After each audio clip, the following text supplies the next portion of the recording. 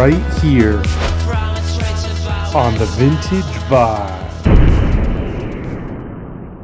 Back to the Vintage Vibe, where we're taking a peek at some legendary Pioneer receivers, where we started with, well, the humble, but as we learned, quite capable SX-650, giving you kind of the looks of the bigger brothers with, well, a modest power output, but a great starter for your vintage collection, or to connect a turntable to and, well, listen through some period correct speakers.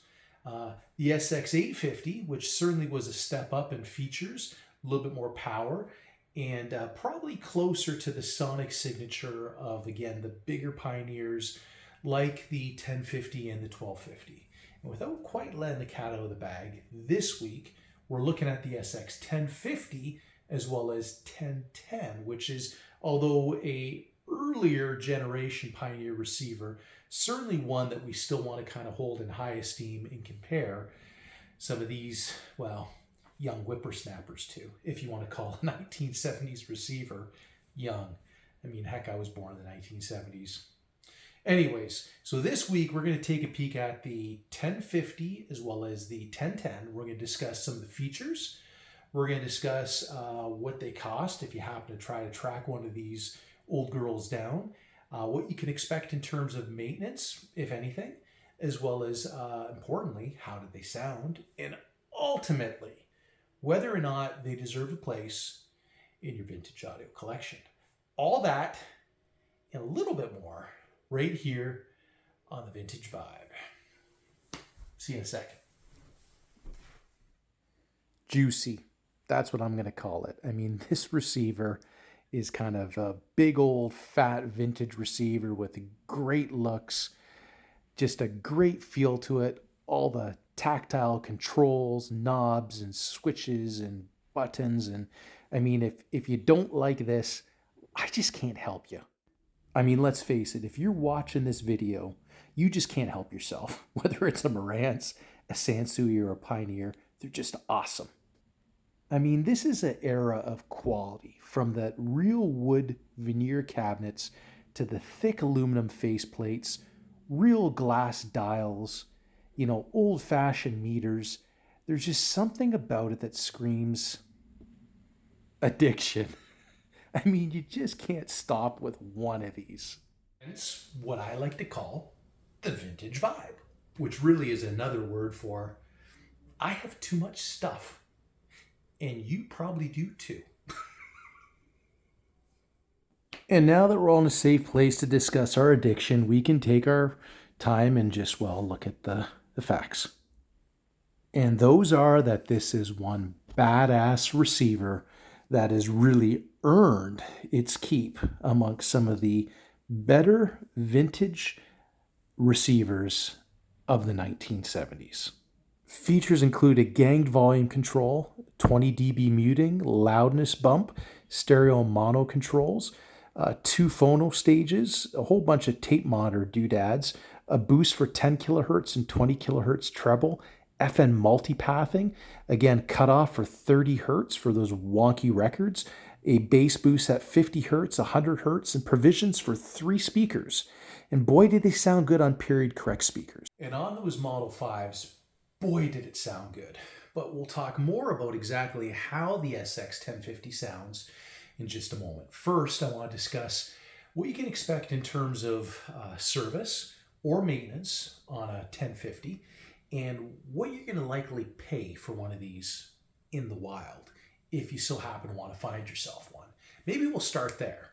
So I'm finding the prices of the 1050s really starting to mirror and climb with the prices of the 1250s and 1980s. Now, the SX-1980 has kind of become unobtainable. I mean, stratospheric. We're talking $4,000 to $5,000 in some cases US. Now, I used to have a 1980. I'm not saying it's not a great receiver, but quite honestly, in my own humble opinion, I would rather probably have a 1250, considering, again, what you have to pay for a 1950 and the differences in performance. In fact, I think the 1250 is kind of a sweet spot, but those now are becoming quite expensive, pushing $3,000 in some instances.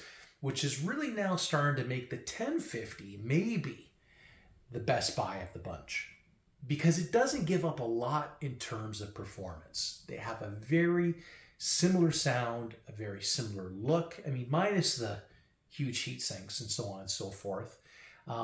You can expect anywhere from about $800 to $1,200 in Canadian dollars in 2023. I've seen them go as high as $1,500 to $1,600. That wouldn't be really unusual for one that's been really looked after, serviced, and in good cosmetic and operating condition. Now, I found mine for $200. Now, mind you, it needed some service. There was some blown outputs, and it needed some recapping and transistors. The power supply had to be rebuilt.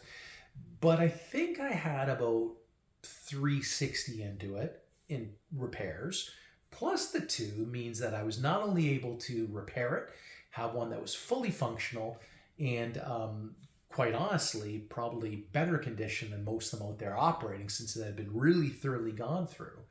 And I was able to resell it and get all my money back and make a couple extra dollars on top of it. Now, that's not a bad investment if you're going to try. In terms of service, because of all those switches, all those controls and toggles, you're going to have to buy yourself a bottle of deoxit. If it doesn't need it now, it's going to need it soon. They just seem to oxidize and get noisy and click and pop.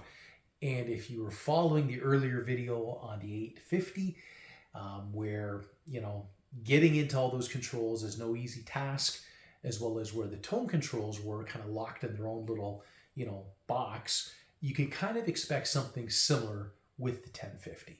Now, good news is in terms of big service, I do not believe there's any unobtainium parts in that unit like the 80 series, like the 1080 and so on and so forth, where I do believe it was the IC chip in the tuner in particular, which, good luck getting your hands on one in like a 1280 or a 1080.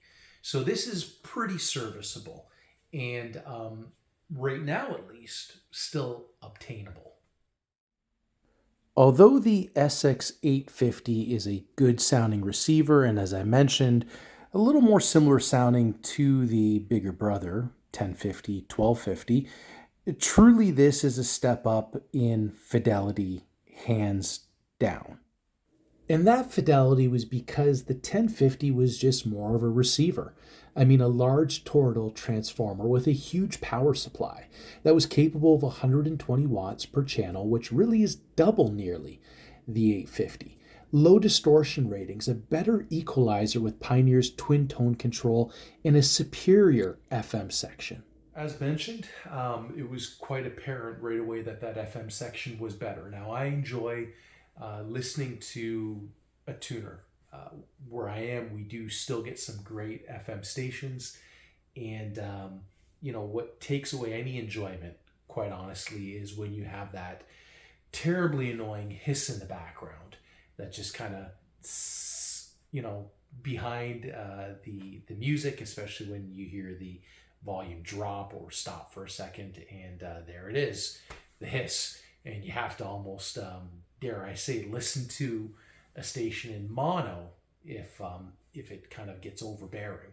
So the 1050 has a darker background. I think it does a better job to reject that interference.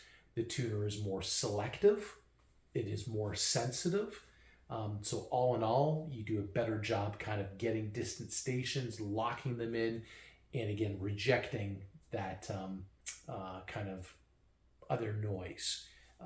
For example, you can, with certain tuners particularly, pick up, for example, things like ignition from automobiles, and you'll get kind of like a little snapping sound or something in the background that you kind of hear kind of being amplified through the tuner.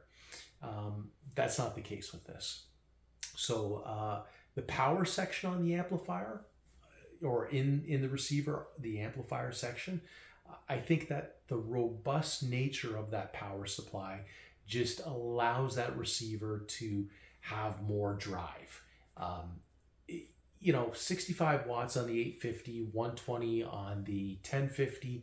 The bigger difference, I think, is in the ability of the 1050 to maintain its composure when the music gets a little more demanding, whether it be a song that just has more instruments and more going on, or particularly in this case, a song that has more dynamics and a harder driving bass line. The receiver doesn't run out of steam, it doesn't lose its composure, and certainly it didn't, in my instance, at any time clip.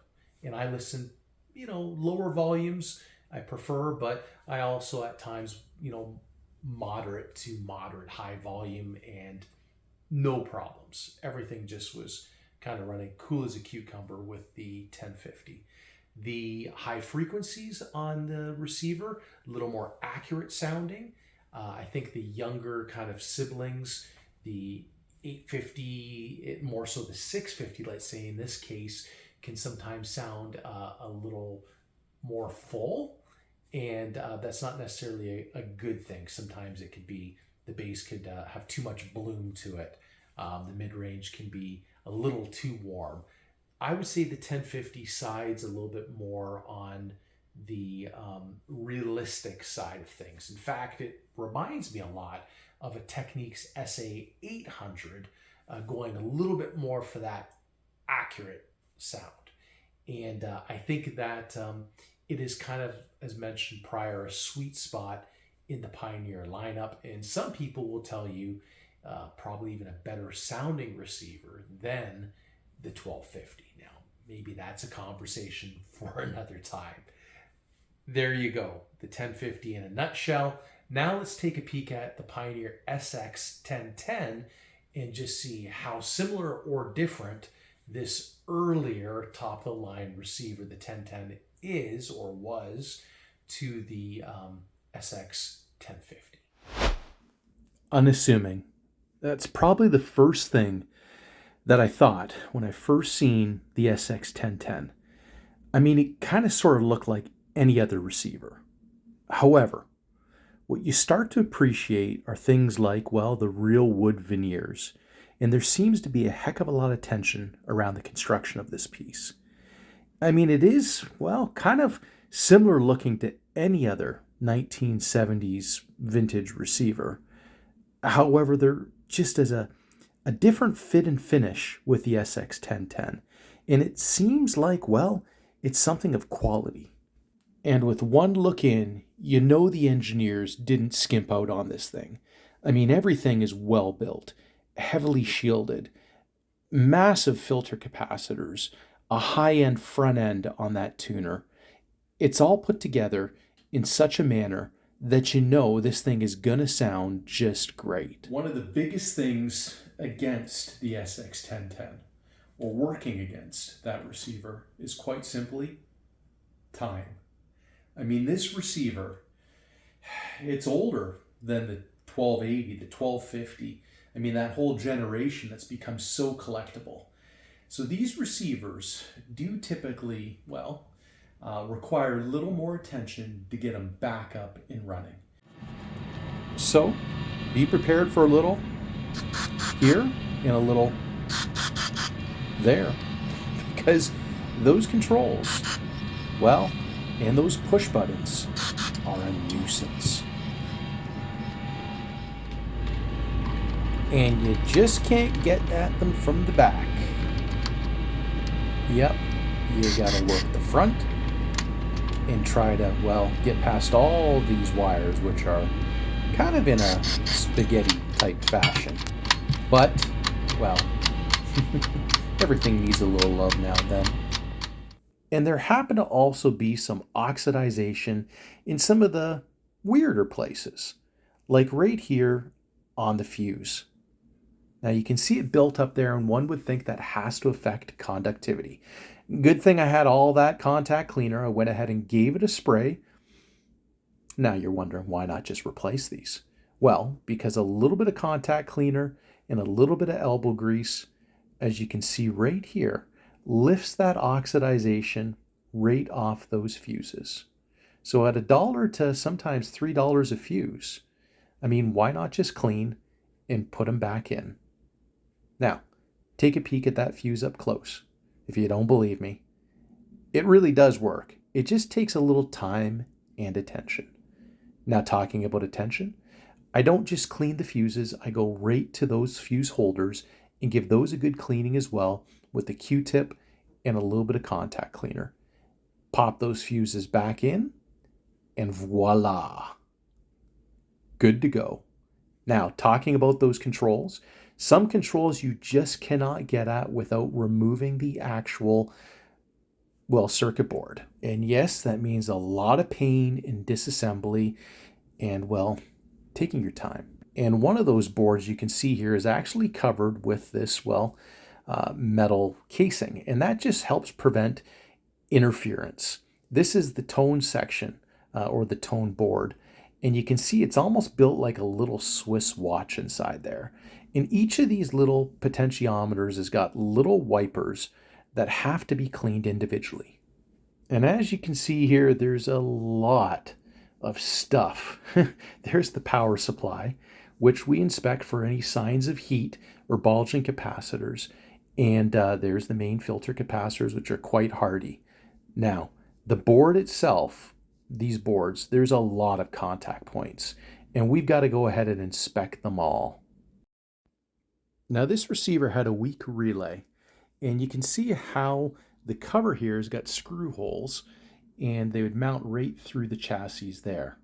Now, the new relays are a different style, and all the forums kind of went through how to mount these or to relocate them.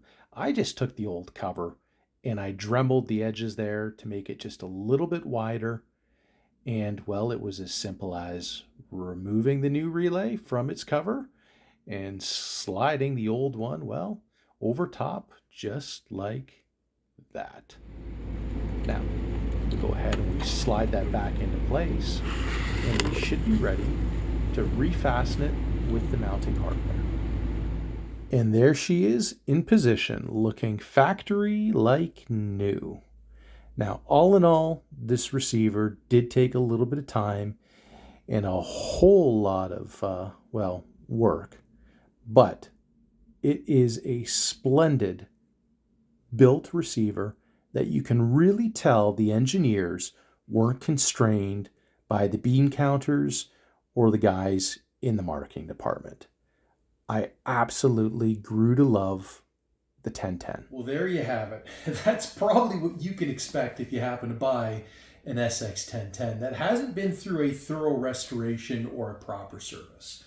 Now, the question is it worth it? Let's talk a little bit about the features on the SX1010, what it'll cost to buy one of these if you happen to get the itch, how it sounds, and ultimately whether or not it deserves a place in your vintage audio collection. This 50-pound behemoth cranks out some power, and as mentioned, there's a lot of attention to the FM front end. There's a balanced positive and negative power supply with heavy-duty components in the receiver, a phono EQ with a wide dynamic range, those twin tone controls, provisions for speakers A, B, and C, phono 1, phono 2, loudness, mono, high and low filters. There's also a 4-channel and Dolby NR adapters, separate preamp outputs and power amp jacks, a really unique dimmer feature as well. Now, connected to the Cerwin-Vega AT15s, let me tell you, she could create some thump. We'll come back to that in just a moment, but first, what's it going to cost to get a 1010? Well, I think you'd be lucky if you find one between $1,000 and $1,300 Canadian dollars. That's in good operating condition. In fact, I've seen them creeping more up around that $1,500, $1,600 mark, some as much as $2,000 Canadian.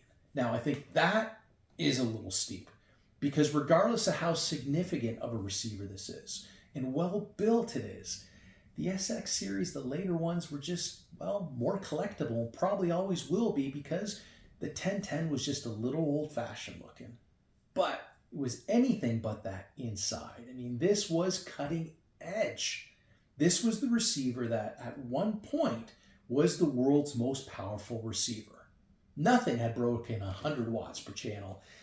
And Pioneer did it and said, let's throw an extra 10 watts per channel just because we can. And that started this huge power race of the monster receivers. The SA-1000 from Techniques with over 330 watts per channel. Pioneer's 1980. The Sansui G33,000. I mean, this started the race. But did we pay more just because of that significance? You gotta like it first and foremost. Now, how does it sound? It doesn't sound old-fashioned, but I didn't give it a real critical listen because I was listening to a pair of AT-15 Servo Vegas. It could crank. It's got lots of drive. It also was composed on those speakers, which can be, well, a little bit like Servo Vegas sometimes can be. It brought a little refinement to the listening experience. And I think more so than what you're going to get in the later SX series receivers. It was more composed than what I've heard of the later SX, like for example, the 1050 that we just looked at a moment ago. I don't think there ever was thereafter from Pioneer up to, the end of the 1970s. This was it in terms of build, in terms of tech that was in the circuit, and many will argue it was probably the best Pioneer receiver, hands down. Now, does that deserve a place in your vintage audio collection? If not, I don't know what does. Thanks for joining us here on the Vintage Vibe. Be sure to like and subscribe.